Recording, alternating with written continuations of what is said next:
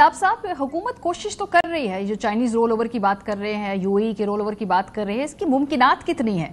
और सिफारती तौर पे अब देखते हैं कि जी वफद जा रहे हैं, राब्ते भी कर रहे हैं, कोशिशें कर रहे हैं। क्या कोशिशें में जान नहीं है, या ये एक पॉलिटिक्स के बीच में इस वक्त हम ऑपरेट कर रहे हैं, जो ग्लोबल पॉलिटिक्स है, तो इसके कितने मुमकिनात हैं कि ये रोल ओवर्स हो सकते हैं? जी बिस्मिल्लाहिर्रहमानिर्रहीम। देखें, बुनियादी तौर पर इस टाइम जो पाकिस्तान की इकोनॉमिक पॉलिसी मेकिंग है, वो दो बड़े जो ममालिक हैं उनके दरमियान में फंसे हुए हैं हम। एक तरफ तो अंकल सैम है और दूसरी तरफ चाइनीज है।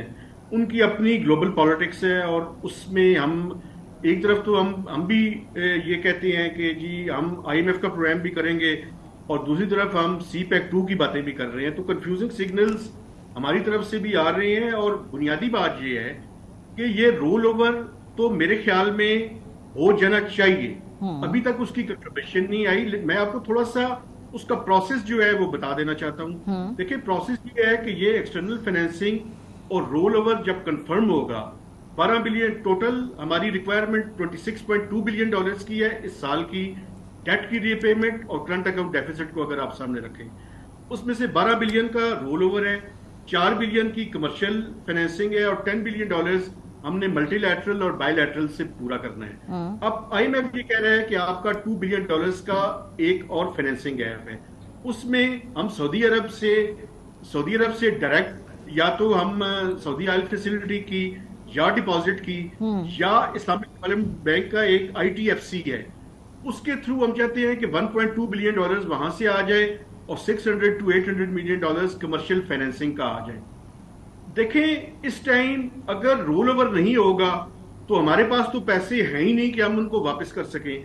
तो रोल ओवर तो शायद हो जाए। टाइमिंग का इशू ऑफ कोर्स है, क्योंकि हम चाहते ये हैं कि सितंबर के अंदर ये सारा रोल ओवर उससे पहले कंप्लीट हो और एक्सटर्नल फाइनेंसिंग जो $2 बिलियन है वो भी आ जाए। क्यों?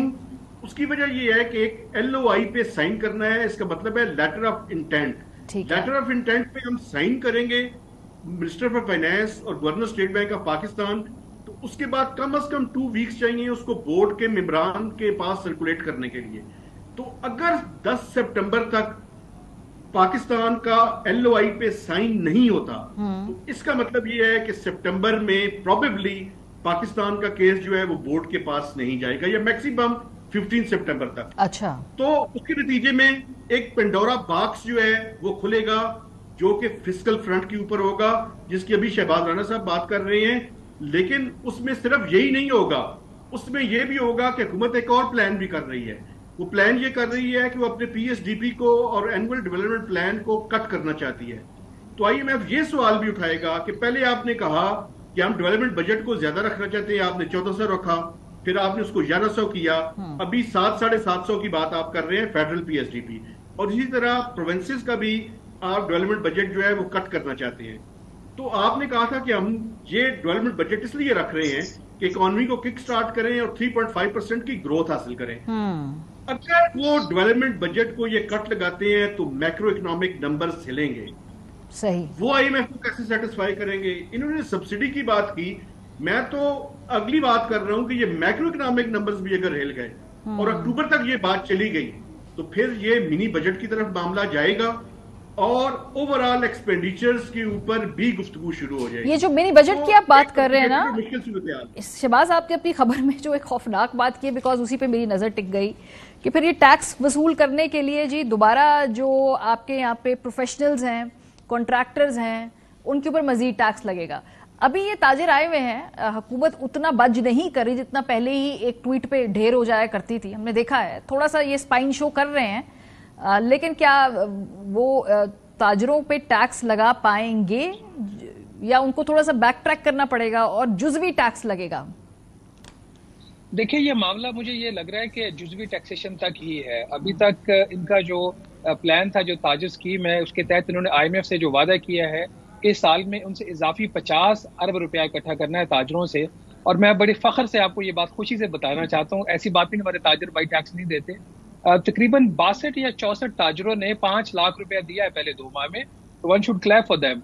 ऐसी बात नहीं है कि वो टैक्स नहीं देते। तो इससे आप अंदाजा कर सकती हैं कि 2 माह में अगर वो 5 लाख देंगे या दिया है ना, उन्होंने दिया है, तो वो पूरे साल में कितना आपको टैक्स देंगे। ये जो इजाफी उनसे आना है 50 अरब रुपया, हुकूमत थोड़ा सा बच कर चुकी है, ऐसा नहीं कि बच नहीं किया उन्होंने।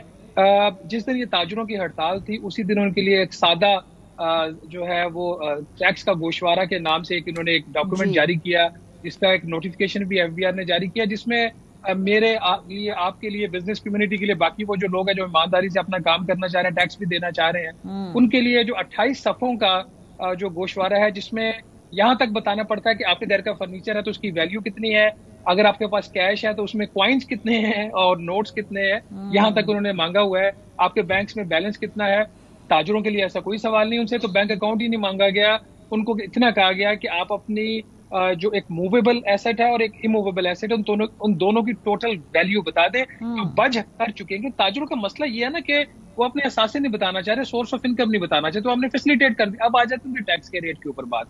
जो 100 रुपया पर मंथ से लेके 60,000 रुपया पर मंथ तक उन पे एक टैक्स लगा है फिक्स, उसमें अब कुछ कमी हुकूमत कर सकती है। ठीक है। इन्होंने इंडिकेट किया है। और एक मैं आपको बता दूं, कल एक एफबीआर में एक मीटिंग भी होने जा रही है इसी हवाले से ताजरों के साथ, तो हुकूमत बच करने जा रही है। उसकी बुनियादी वजह यह है कि हुकूमत, आपको पता है कि सियासी तौर पर बहुत ही कमजोर है। हुकूमत ये सारी चीजें अफोर्ड नहीं कर सकती। इस्लामाबाद, यकीन मानिए, आपको किसी ऐसे वो जब वो मिडीवियल एरा में जब वो होते थे अटैक्स और वो किसी शहर पे कब्जा करने जाते, जो किला होता था ना, उस तरह के मिडीवियल एरा का किला बन गया इस्लामाबाद। हर तरफ टैंकर्स ही टैंकर्स हैं और कंटेनर्स ही कंटेनर्स लगाए हुए इन्होंने। कुछ समझ नहीं आ रही कि ये इस्लामाबाद है कि हम किसी ऐसी 16वीं सदी के शहर में बैठे हुए। तो वो बात है। तो शहबाज, आप भी कह रहे हैं हुकूमत बच कर रही है, तो मैं आपसे हुकूमत बच कर रही है, तो फिर 102 अरब जो है जो गैप है वो कहां से पूरा करेंगे, किसकी जेबों से निकालेंगे फिर वो पैसे?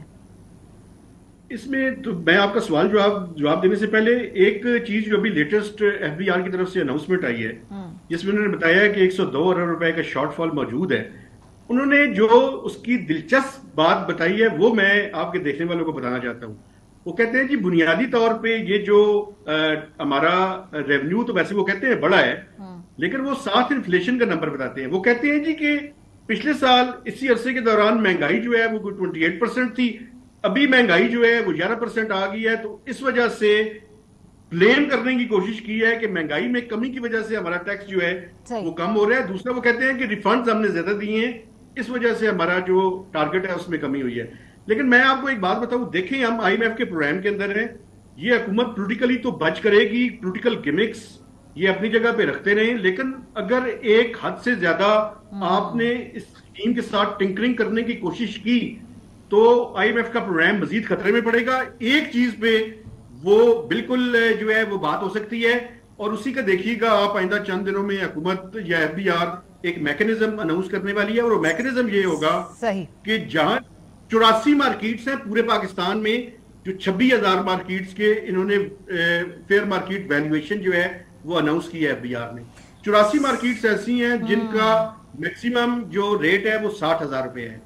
तो वो जो मैक्सिमम रेट है उस पे वो कहते हैं कि अगर किसी का टर्नओवर कम है या 60,000 रुपए उसके लिए ज्यादा है, तो वो एक ऐसा मैकेनिज्म उसमें लाने की बात हो रही है कि अगर वो कम टैक्स भी दे और वाकई उसका टर्नओवर कम हो तो उसका कम रेट जो है वो रखा जा सकता है। इसके अलावा अगर चेंजेस इन्होंने करने की कोशिश की जो कि IMF से एंडोर्स्ड हैं, तो IMF का प्रोग्राम मजीद खतरे में पड़ सकता है। उफ ना, बहुत ही हौसला अफजा चीज तो नहीं, सबसे केयरफुल लफ्ज अगर मैं इस्तेमाल करूं। बहुत शुक्रिया